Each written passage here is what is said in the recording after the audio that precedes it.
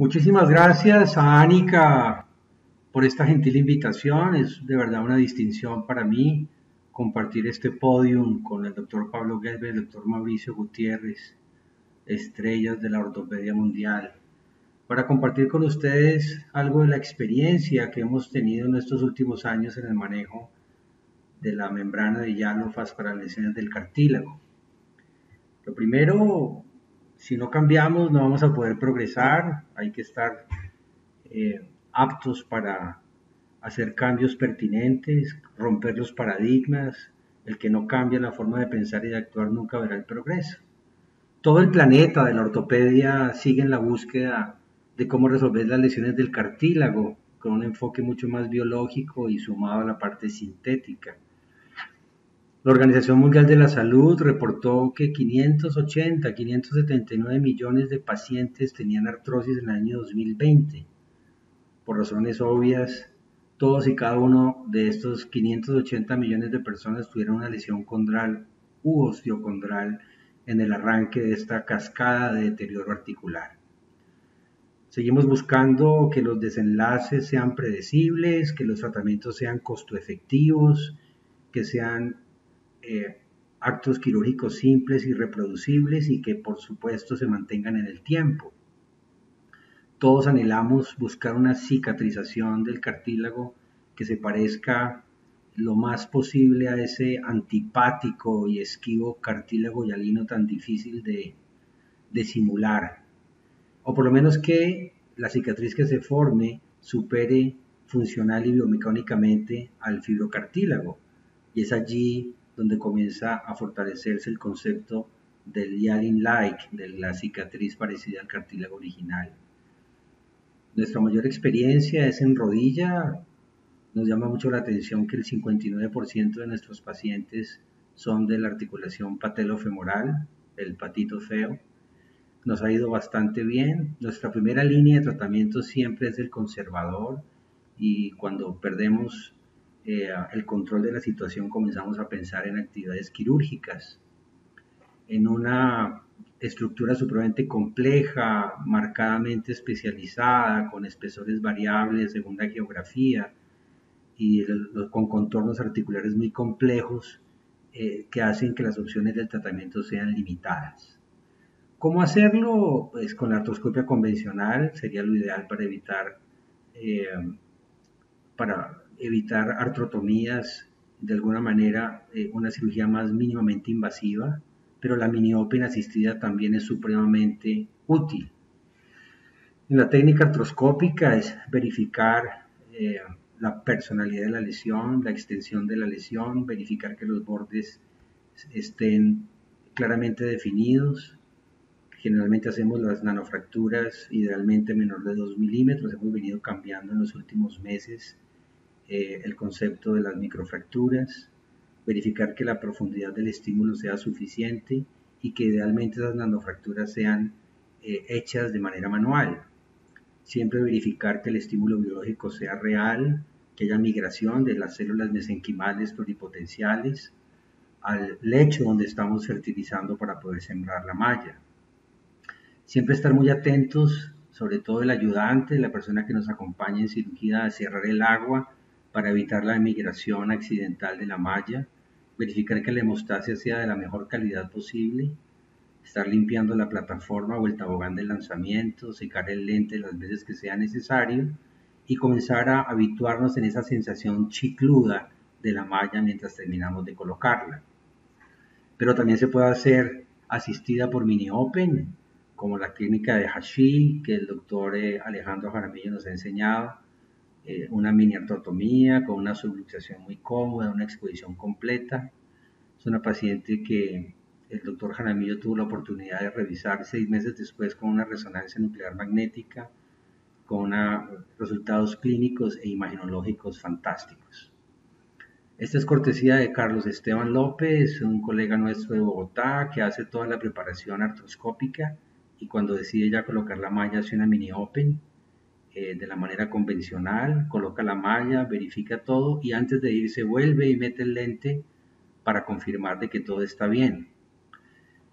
A los 8 meses del posoperatorio de este paciente que acabamos de ver, el doctor López tuvo la oportunidad de revisarlo. Ahí se ve un poquito temblorosa la mano de la emoción de haber conseguido una cicatriz de la mejor calidad posible con unos resultados funcionales clínicos excelentes. ¿Qué hay que tener en cirugía? Pues todo lo que debe tener una unidad de cirugía artroscópica, verificar siempre que la solución salina que utilizamos tenga adrenalina, tener los pads o copitos también con adrenalina, el set de nanofracturas, las brocas, en fin. Pero lo más importante que hay que tener en cirugía es paciencia y sobre todo estar preparados para atender cualquier sorpresa que se nos presente.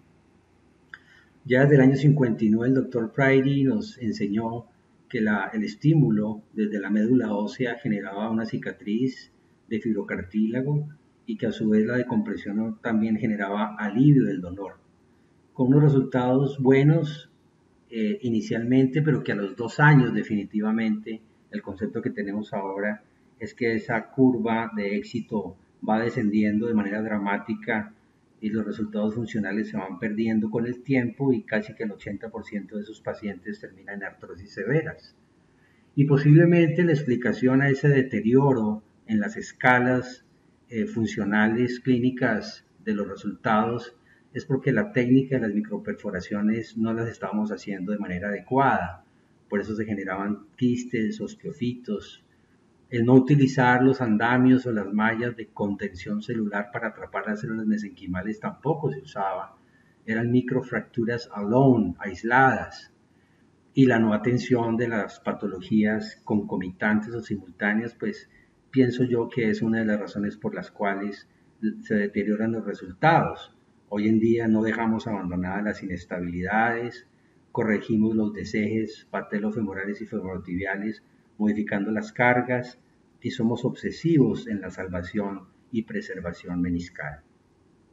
Entre más pequeñas y más profundas sean las micronanofracturas asociadas al diálofas, pues mucha mejor capacidad de proliferación celular y mayor potencialidad, por lo menos teórica, con respecto a la calidad de la cicatriz que se genere. Por eso los andamios actuales, como el diálofas, son una fantástica opción en el manejo del cartílago, ya que facilitan y optimizan la cicatrización de las lesiones condrales y osteocondrales. Esos son los registros. Hay una nueva publicación del grupo del Hospital de Alberni en Singapur que habla de que la degradación escalonada y paulatina del IAF, del ácido hialurónico en la rodilla, produce un microambiente embrionario óptimo, adecuado, que estimula la regeneración del cartílago articular. ¿Y qué decir de la fantasía que ya podemos hoy día tener, que es la evaluación con resonancia nuclear magnética sencilla o con mapeo en T2, donde podemos estudiar la calidad de la cicatriz, incluso los efectos de esa cicatriz con respecto a los iones y la vitalidad de ese cartílago y las características del cartílago? Hay suficiente evidencia en la literatura que documenta y muestra de manera adecuada, con niveles de evidencia importantes, el manejo. Esta es una de las últimas publicaciones muy interesantes que les comentaba sobre el efecto de la degradación del ácido hialurónico generando un microambiente apto para la cicatrización en lesiones grado 4, en úlceras grado 4, o sea, ya prácticamente hablando de artrosis. Yo creo que el tip más importante es que conozcamos con exactitud la indicación de la malla, que sea una indicación precisa, pertinente y costo efectiva. No por tener un martillo en la mano creer que todo es un clavo para golpearlo, no a toda lesión condral u osteocondral amerita la malla. El segundo tip es que tenemos que saber con exactitud que hay unas contraindicaciones, como las artrosis muy severas. No se ha escrito ni se ha estudiado todavía alteraciones o artropatías de orden metabólico o reumático. Y definitivamente si no corrige la alineación, los desejes, pues no tiene nada que hacer la malla. Si no ha corregido la parte mecánica, ya que la biología no funciona si no se corrige la mecánica. El tercer tip es saber cómo utilizarla, ya sea con un aspirado de médula ósea, obteniendo células mesenquimales como una especie de BIMAC, un concentrado, o lo que nos gusta más a nosotros, que son las nanofracturas, plus asociadas a la malla. En nuestra experiencia tenemos unas indicaciones que llamamos ideales, que son las lesiones monopolares, bipolares o múltiples, siempre teniendo en cuenta que hasta el 63% de las artroscopias convencionales que hacemos tenemos lesiones sorpresa, hallazgos de lesiones de cartílago que no habíamos documentado previamente. Y las indicaciones expansivas, expandidas, mucho más controvertidas, más complicadas y generalmente asociadas a otro tipo de cirugías. Lo primero es fertilizar el lecho receptor de la manera convencional, verificar que los hombros y los ángulos sean contenidos, que la lesión sea contenida. En este caso, colocamos primero el concentrado mesenquimal como lecho receptor, como para fertilizar el lecho, y posteriormente colocamos la malla encima. Es una forma de hacerlo, hay que tener una espera de unos 5 a 7 minutos, verificar la estabilidad y no tener afán. La preparación de la malla es muy sencilla, medir el defecto que vamos a cubrir, es muy maleable, muy fácil de manejar, con una pinza que uno la puede transportar. La única recomendación o truco o tips es que no se les vaya a caer porque es muy volátil. Hay que estar muy juiciosos trabajando en la mesa. Esta sería la indicación super, mega, ultra ideal, que es una lesión única, una sola lesión única. La tróclea femoral es una situación geográfica muy complicada. Ahí no podemos colocar ovas, no podemos hacer nada distinto y creo que esta es una de las indicaciones ideales, la tróclea femoral, en lesiones por supuesto que contenidas y que sean lesiones que realmente lo ameriten, que sean superiores a unos 10 milímetros. Tendría una indicación muy adecuada.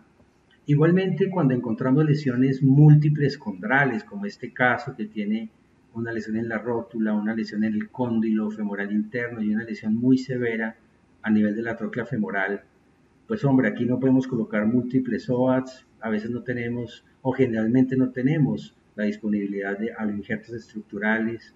Son pacientes muy jóvenes que no se nos ocurriría, por lo menos por ahora, colocar una prótesis patelofemoral o una prótesis tricompartimental, porque son pacientes que por su juventud se debe evitar ese tipo de cirugías.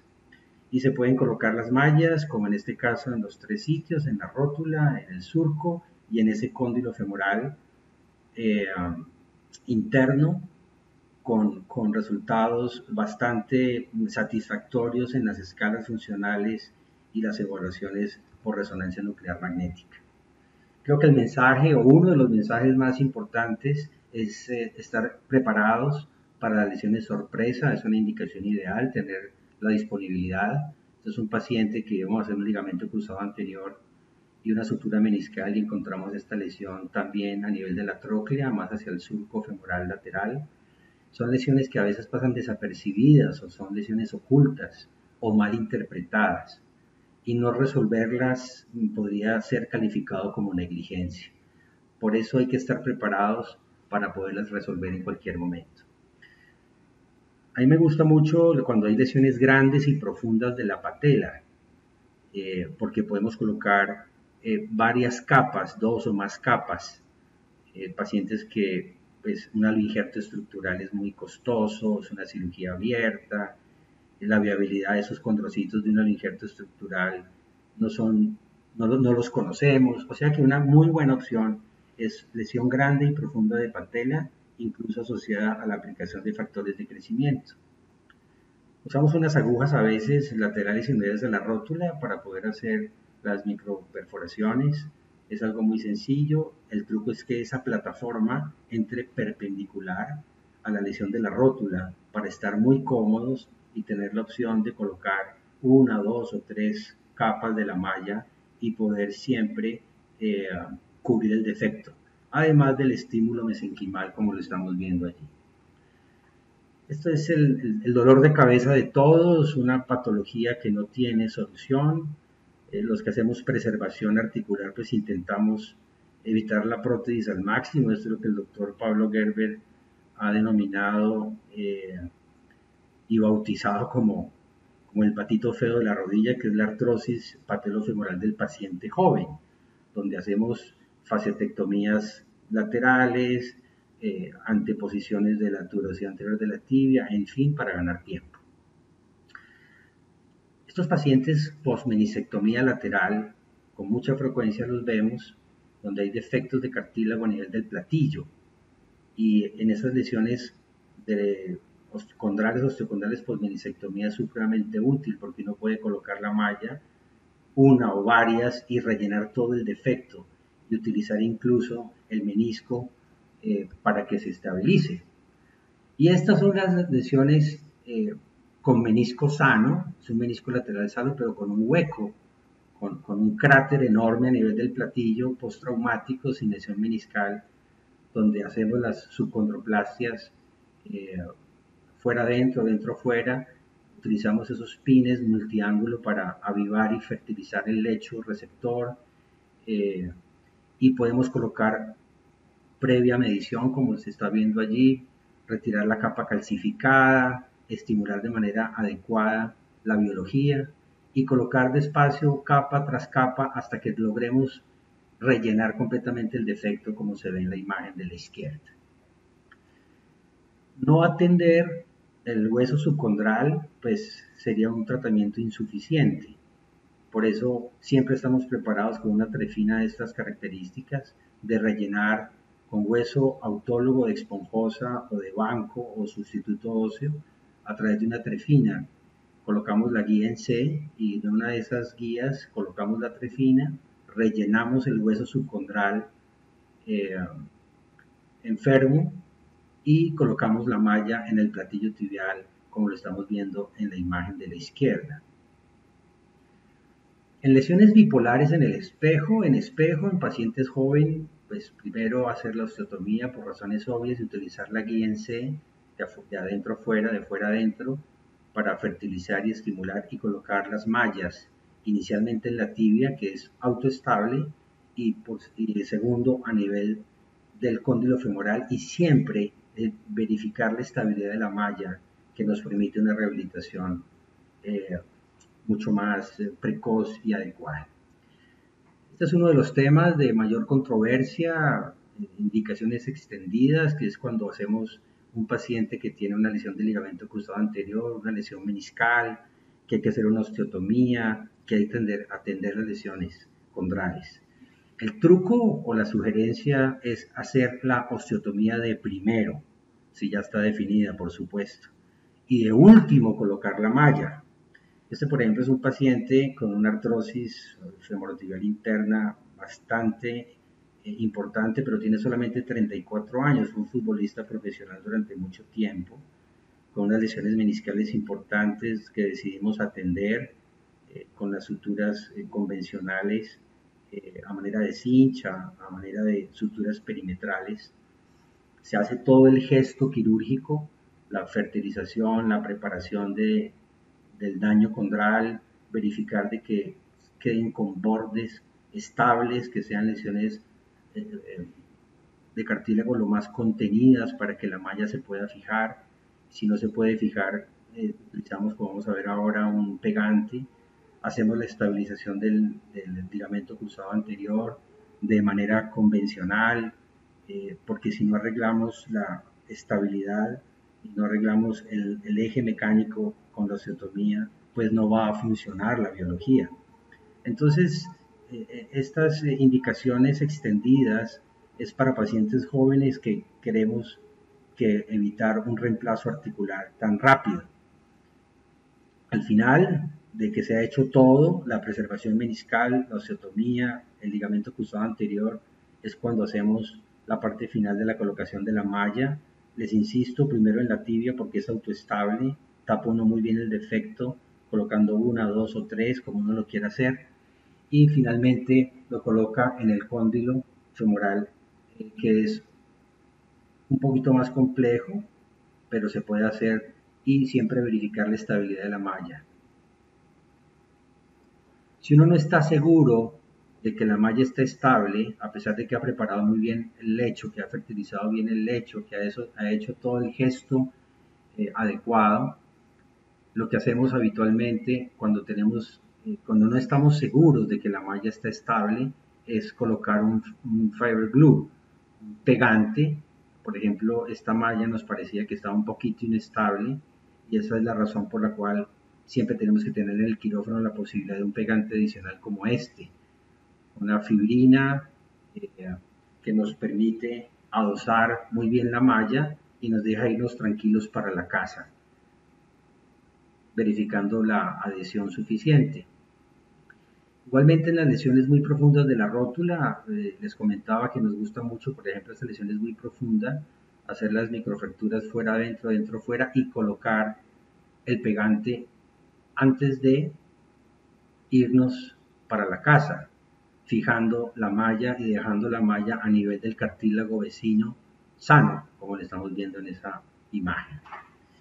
No atender el hueso subcondral en lesiones como esta, donde la imagen de arriba de la derecha documenta un severo edema subcondral, también con lesión de cartílago, por supuesto. Colocamos una guía que verificamos en el artroscopio y a través de esa guía colocamos una trefina muy pequeña de 3.3, de 3.5 máximo. Con mucha precaución hacemos el orificio donde vamos a colocar el sustituto óseo, como en este caso, siempre verificando en la pantalla de que no se vaya a salir el sustituto. Hay que mantener la malla adosada cuando va bajando el hueso subcondral, el hueso esponjoso o el sustituto óseo hasta que terminemos de aplicarlo y verificar de que no se vaya a ir intraarticular, que no vaya a migrar. Yo considero que las nanofracturas asociadas a la malla de Yalofa son una alternativa que llegó para quedarse. Se puede hacer completamente artroscópico, evitando la morbilidad de la miniartrotomía sin ser un pecado hacerla.